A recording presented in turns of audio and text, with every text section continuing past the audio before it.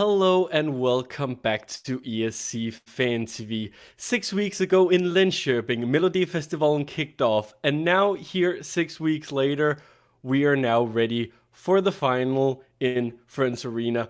Once again, hello to Gustav. Hello, Stockholm calling. We are stoked for the final here. Yeah, how's the rehearsals been going today?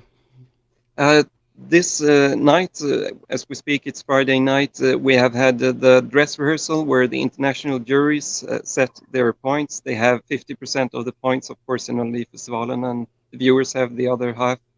And it was an interesting night. Anis Don Demina, he won the exit poll that Melodifestivalklubben OJA Sweden does with a landslide victory, actually.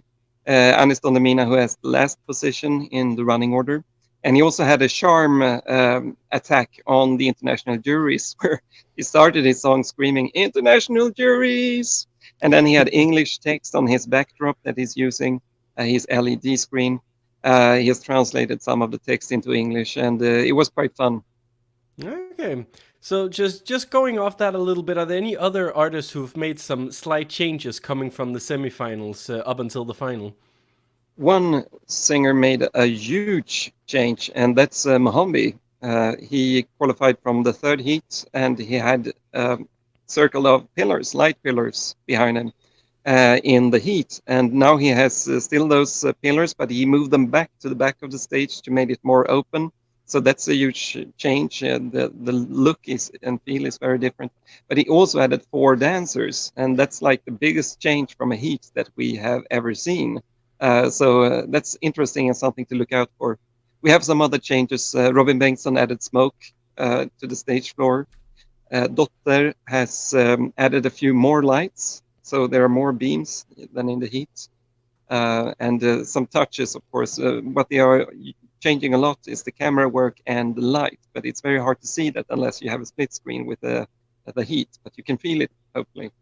Yeah, it's those small changes that may not seem like a lot, but can really just like make the whole experience listening to the songs back to back really special, I can imagine. Yeah, and it's a close final, a lot of people say and feel, so those small changes could be deciding. Yeah, that's a good point because I was going to ask like what's the buzz at the moment? What are people talking about? Because I've seen a lot of people saying that this is the closest final that you've had in years. Can you feel that inside of the Mellow bubble? Yeah, it might be the closest final since 2013. So it's really interesting. We try to analyze, but the different polls show different results consistently. And it's kind of hard to see Anis Don Demina winning, but he certainly has the biggest hit in the streaming in Sweden. And he also won a landslide victory in the exit poll with twice as many votes as Dotter on the second place. So more than twice, actually. So that's something that has to be taken into consideration. But will the international jury groups really vote for this? But what if he gets like a huge win in the public vote, the viewers vote? It's really interesting. Yeah, it definitely sounds like there was a lot of pressure tonight. Really, get that jury vote because that could be the factor. We'll see tomorrow. It's very exciting. So obviously this final is huge. I'm sure there's going to be plenty of people from all over Sweden tuning in. How many people do SVT expect will be watching the final? Do you know that? I did a calculation last year because there is about 500,000 people listening to the final live on radio at the same time, and usually you don't consider this. And the final is also available on different platforms and also in different countries. And my estimation from the figures that I got from Finland and from the radio and from um, webcast streaming was that 4.5 million people were actually uh, watching the final or following the final. So that would be the real viewing figure. And Sweden has 10 million people, so about half the population has actually sees or listens to the final, which is something. But the real and official broadcast viewing figure is expected to be 3.3 million, something like that. I mean, that's still a pretty good number. I'm sure many countries, my own included, would love to have that kind of viewership. But Uh, how's the songs in general been doing? How the songs been doing like on Spotify, on the YouTube streams, all that? Anis Don Demina is a YouTuber, and he has been trending. His Melfest performance has been trending as number one on Swedish YouTube um, all together. And in the streaming, he has been number one. Number two in the streaming on the Spotify Sweden Top 50 is Dotter, but they are actually not number one because there are other songs still as number one and two in Sweden, which is unusual for Melodifestivalen. And the streaming of the Melodifestivalen songs seems to have gone down a little bit following the broadcast viewing figure, which has also been dropping a little bit because all broadcasts viewing figures are dropping. And we don't really transfer those viewers into webcast viewers either. So there is a slight drop in the viewing this year, and this is probably transferred to the streaming. But we have Anis Don Demina, and the Dotter is number two in the streaming. Hanna Färm is number three in the streaming of the finalists. And then we have the Mamas, I think, and then Anna Bergendahl. Interesting. So it definitely sounds like even there it's very close. So I have a feeling we're gonna have a very, very exciting final. What are some of the things we can expect from the show? Everything from like the hosts to the interval acts to everything. What can we expect?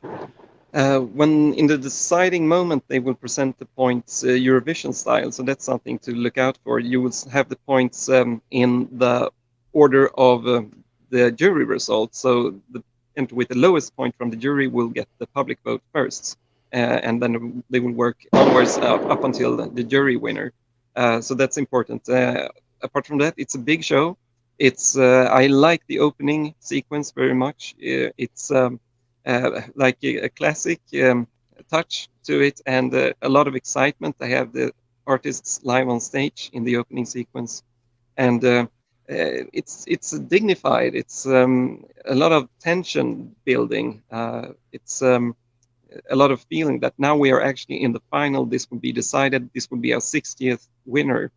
And at one point in the script, they mentioned also that according to a survey that they did recently in an institute, Melodifestivalen is the third most important tradition in Sweden.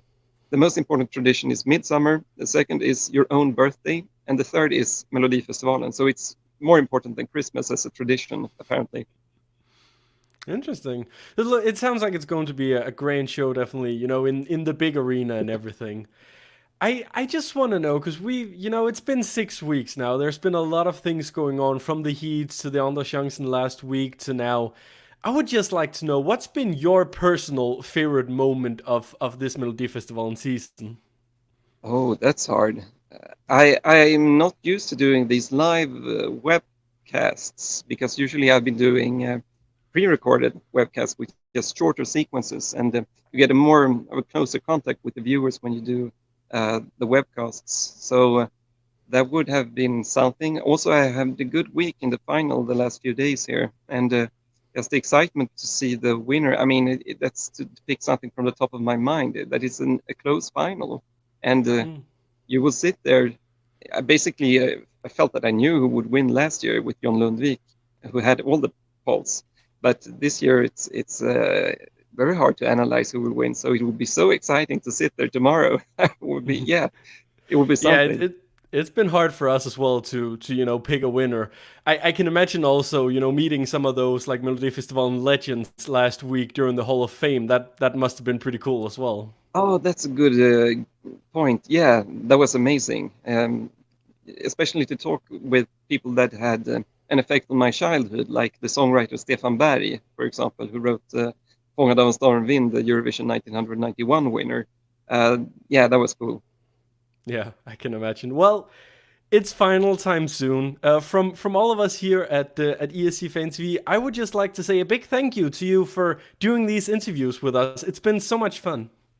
It's been a pleasure. It's good to reach out to everyone and just try to explain and transfer information because I have all the information in my head because I have to work with it and it enters there automatically. And it's great to have an opportunity to just talk about it and transfer it to everybody. And because I know how much better the experience is when you have information about it. Definitely. And I feel like we've all learned a lot. It's the final now. I want to say good luck to you and good luck to all the participants. taking part. I'm sure it's going to be a fantastic show. I'm sure everyone at SVT, everyone in Sweden, and everyone in the Eurovision fandom is looking very much forward to it. Thank you so much for joining us today. Thank you. And may I say, we have a live coverage in the SVT Melfest Twitter account, the official Melodifestivalen Twitter account. I'm your English commentator there, so to speak, and posting live tweets during the show. So you can tune in there if you want an enhanced experience during the show. Yeah, for everyone watching live, that's definitely a good idea. I mean, I don't need it. I can understand the Swedish, but for those who don't, you get a lot of extra info there, and it may help you enjoy the experience. But also a big thank you, of course, to everyone who's been watching this little video, who's been following these interviews we've done throughout all the 6 weeks, and enjoy your mellow final. Yeah, thank you so much. Yeah, goodbye. Bye.